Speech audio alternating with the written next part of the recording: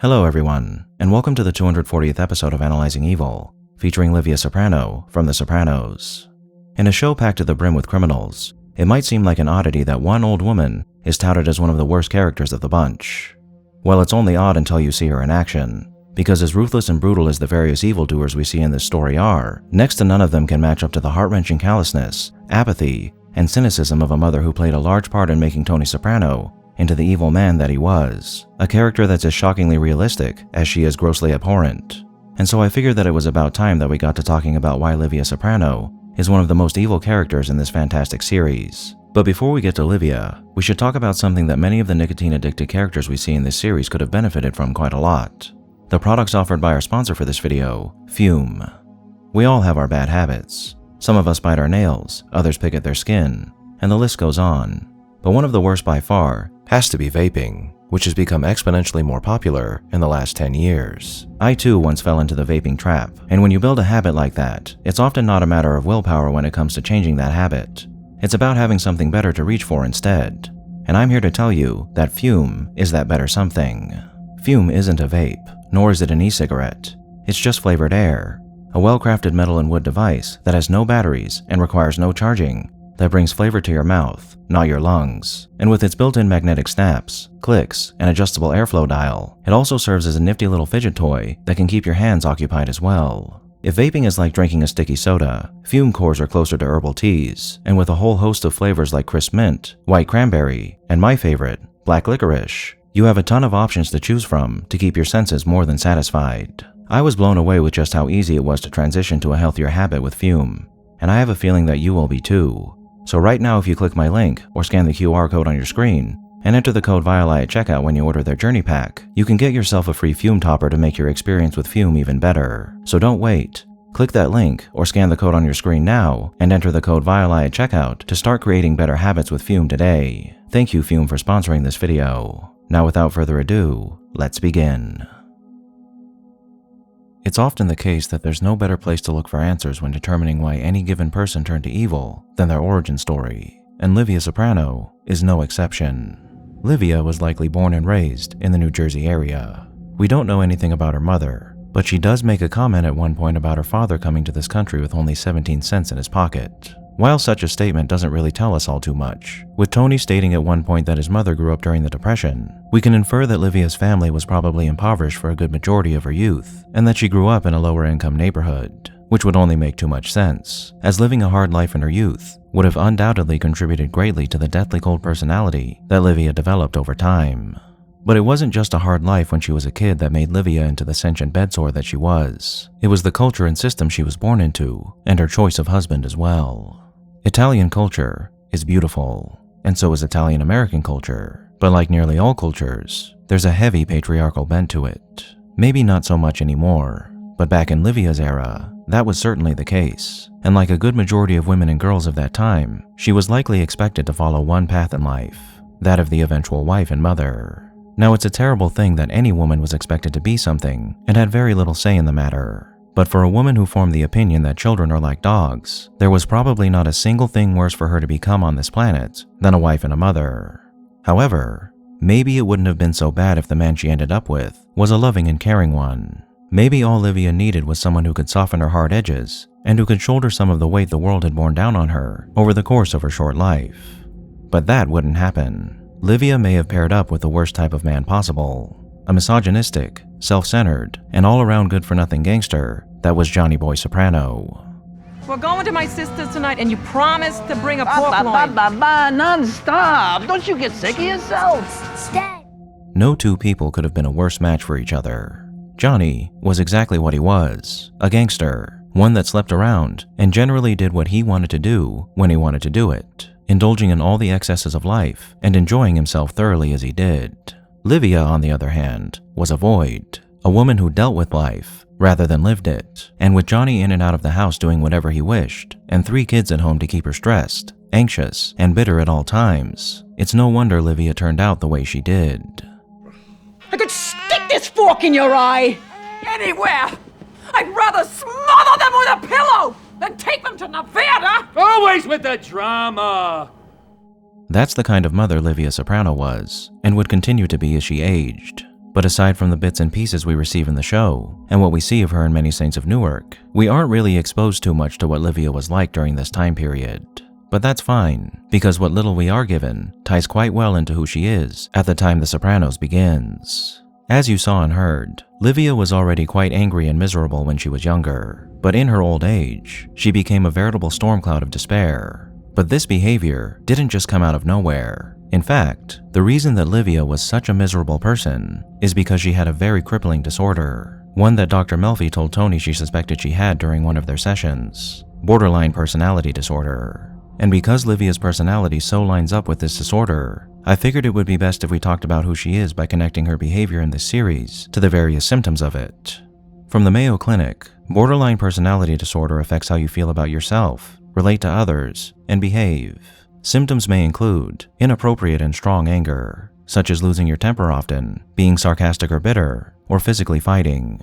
Now, if you know Livia Soprano, you know that sarcasm, bitterness, and anger are constants for her. Nothing and nobody are ever good enough for Livia, and she loves to make sure everybody knows that. Constant quips, sass, and rude comments erupt from Livia's mouth without warning and without recourse, even when someone is doing something nice for her or they're just trying to spend time with her. There are several instances where Livia is in a good mood with people, especially her grandchildren, but those feelings often change as quickly as they came, which ties into another symptom of BPD: wide mood swings that last from a few hours to a few days. These mood swings can include periods of being very happy, irritable or anxious, or feeling shame. Sounds like Livia all right, and her behavior in this regard has a terrible effect on her relationship with people, to the point that most, if not everyone around her, loathes her presence in some way, even her immediate family, which again ties into another symptom: a pattern of unstable, intense relationships, such as believing someone is perfect one moment and then suddenly believing the person doesn't care enough or is cruel. Livia frequently harangues the people around her for not being up to par when it comes to the treatment she receives from them, even when that treatment is rooted in kindness, care, and worry, like the entire fiasco with Green Grove and her belief that her family was trying to put her in a nursing home so they didn't have to deal with her anymore. Believing people are perfect one moment and then decrying them the next is pretty on brand for Livia as well, especially when it comes to her belated husband Johnny, whom she often refers to as being a saint at times and at others as being a difficult man who made her life hell, like when she tells Janice that she doesn't know what her father was like when she's visiting her in the hospital. In regard to the Green Grove situation, another symptom had a heavy hand in influencing Livia's thought process, that being a strong fear of abandonment. This includes going to extreme measures so you're not separated or rejected, even if these fears are made up. But we don't just see this behavior when she's battling against Tony about Green Grove, as we also see it when she frequently calls to cancel when she's invited to various functions, believing that nobody actually wants her there, which is untrue, to a point at least, and she only feels any sort of relief when people make constant reassurances to her that they do. What underpins all of these things, though, is a constant state of general paranoia that Livia seems to be in, with worries about taking phone calls after dark and a constant fixation on all the horrible things going on in the world, like the murder or deaths of children. But that paranoia also extended to her relationships with people, holding the belief that next to nobody truly liked her and were always out to get her, which lines up quite well with another symptom of BPD: periods of stress-related paranoia and loss of contact with reality. These periods can last from a few minutes to a few hours. This paranoia is rooted in her constant need for validation and her desire to be pitied, both of which she tries to exact from everyone around her using intense bouts of dramatic showmanship. For Livia is a woman who wholeheartedly believes that she is a wonderful woman who was given everything to others and is now being maligned by all those that she gave everything to. And she wants you to know that in the most sorrowfully passionate ways possible. And in her attempts to gain sympathy from others, we find Livia displaying another symptom: quick changes in how you see yourself. This includes shifting goals and values, as well as seeing yourself as bad or as if you don't exist. Livia will flip-flop between referring to herself as a babbling idiot and a saint who gave her life to her children on a silver platter. And in her mind, I'm sure Livia truly believes she gave her life to her children on a silver platter, a woman who sacrificed all her autonomy to be the wife and mother she probably never wanted to be. But even though that's the case, it's clear that she tolerated her children, and by witnessing her behavior when she was actively mothering them, I think it's safe to say that Livia's self-professed heroism in regards to motherhood holds no merit. With all of these things swirling around in Livia's mind, it's no wonder that she often expressed a desire to die, frequently wishing for the Lord to take her, and being a general void where life was subsumed into the dull black ink of her frigid soul. which only makes all too much sense when you consider that threats of taking one's life, often in response to fears of separation or rejection, and ongoing feelings of emptiness, are also symptoms of BPD. Now, the only symptom listed on the Mayo Clinic's website that doesn't really apply to Livia is impulsive and risky behavior, such as gambling, dangerous driving, unsafe sex, spending sprees, binge eating, drug misuse, or sabotaging success by suddenly quitting a good job or ending a positive relationship. Though you could argue that that last part does apply to her. But even if it doesn't, one doesn't need to have all the symptoms of a disorder to have that disorder. Just most, or even a few of them. And well, Livia has most of them. And what do all of these things lead to? One very unhappy woman, and a blight on the lives of everyone who surrounded her. So yes, Livia seems to have suffered from a textbook case of BPD, and along with being a narcissist who had little to no understanding of empathy, these things made her into one of the most unpleasant characters in all of fiction. One who was so miserable all the time that she would have rather seen everyone around her share in her misery than thrive in any way. But being unpleasant isn't evil. We all deal with unpleasant people from time to time, and while it's not great, I certainly wouldn't call your average curmudgeon evil. No, there's one thing that makes Livia an evil that stands out in a story filled with evil, and that's her near orchestration and complicity in a plot to have her son murdered. Tony, for all his flaws, truly loved his mother. Until things went sour with her, he always tried to do what was best for her and ensure that her quality of life was as best as it could be, even when she was actively spitting venom in his face. But Livia, believing that everything was always about her, or rather, the hatred of her, only saw her son's efforts to keep her happy as a way of appeasing her, so he didn't have to deal with her. So it was with the Green Grove situation that Livia couldn't for even a moment understand that her son was only trying to do what was best for her, driving a wedge between them so unwarranted and so deep that her mind was mired in a near constant hatred for him and what she perceived as the torment that he was inflicting upon her. But that was only the icing on the cake. Because when she learned that her son was seeing a psychiatrist, that's when things really got out of hand. The entire time her son was battling with emotional issues, she never once thought to herself that her son was hurting or that he might need help. No, the only thought that crossed Livia's mind when she learned her son was seeing a psychiatrist was how much he must be telling her how horrible she is, and how horrible he is for blaming her for whatever issues he may have had when she gave her life to him on a silver platter. So when Junior came to commiserate with her about Tony undermining his business, Livia began slowly but surely influencing Junior into taking action against her son, steadily growing to believe that Tony wasn't just harming her own feelings, but himself as he continued to live life as a sick man, one that would be better off if he were put out of his misery. To pay for a movie. My cousin Keiki, after he had his lobotomy, he looked exactly like my son. Livia. Empty, a shell. Better Keiki had died than go on living like that. That's what his own mother always used to say. This is nothing but an excuse to save her from the pain she manufactured for herself in her own mind in the face of her son's charity and concern. And even though Livia didn't have anything to do with pulling the trigger here, she's still very much complicit in pushing her brother-in-law into ordering her son's execution. And this is why Livia, out of all the criminals in this story, can be counted as one of the most evil people in this show. Gangsters will be gangsters, and they deserve to be condemned for what they do. They steal, lie, cheat, and do whatever necessary to line their pockets. And yes, they kill other gangsters, and sometimes innocents get hurt. But at the very least, you know that most of them are doing what they're doing to enrich themselves, and they try to do so without having to kill people as much as possible. And when they do murder others, it's often the case that they murder other gangsters who know full well that such a fate could befall them at any time due to their willingness to entertain such a lifestyle. Is any of this okay? No. But what Livia did, she had no good reason for having her son killed other than the fact that he was trying to help her and help himself. And furthermore, she was his mother. If there's one person on this planet who you should never have to worry about killing you, it's your mother. She's the person who brought you into this world, and the one who's supposed to love and care for you always after she's done so. Obviously, there are terrible mothers out there who don't, but that's just it. They're terrible mothers. People who are mothers in name only, who have no business being one, much like Livia. But Livia is even worse because she was actually willing to be party to the murder of her own child. And as much as we detest criminals and the crimes they commit, there are few things more evil in this world than a parent murdering their own child.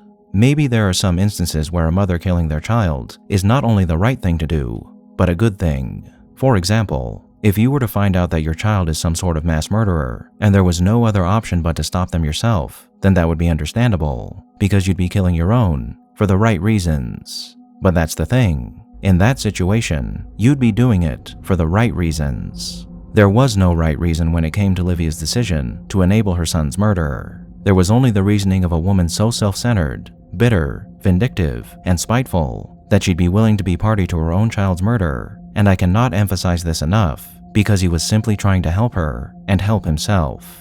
Furthermore, when Tony survived and she tried to save face, her concern for her son's well-being was fleeting, as the grief she felt in that moment wasn't for her son and the life he almost lost. It was for herself and the son she almost lost. And to make things even worse, she denied her responsibility every chance she got. And when she was presented with the opportunity to perhaps make things right with her son the final time she saw him, it was only more of the same poor me attitude and denial of any wrongdoing on her part.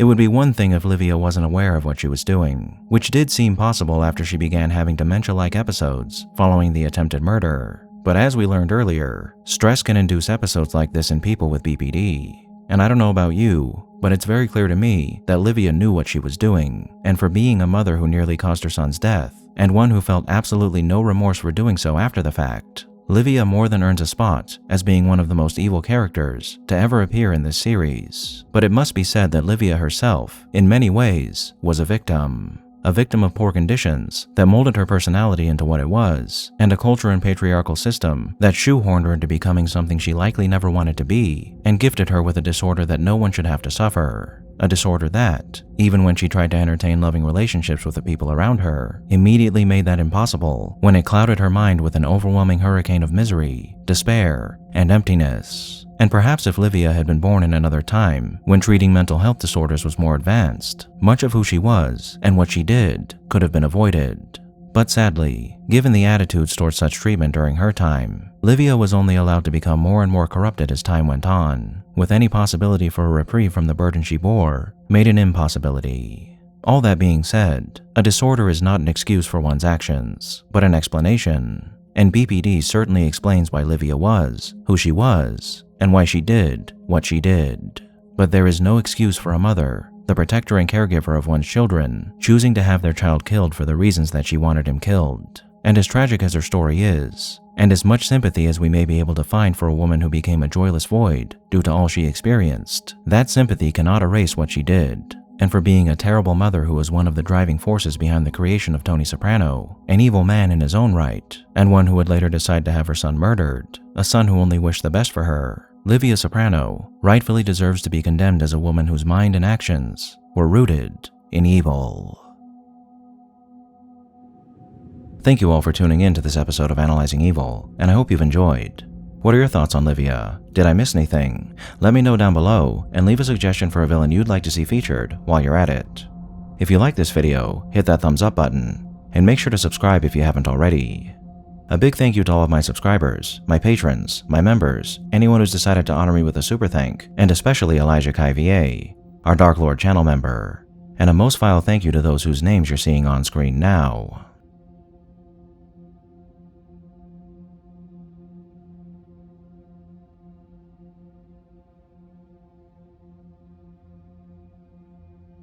Join the channel's Discord server or subreddit to interact with myself and the community, and follow me on the social media platforms listed below to keep up with the channel. As always, thanks for watching, and I'll be seeing you soon.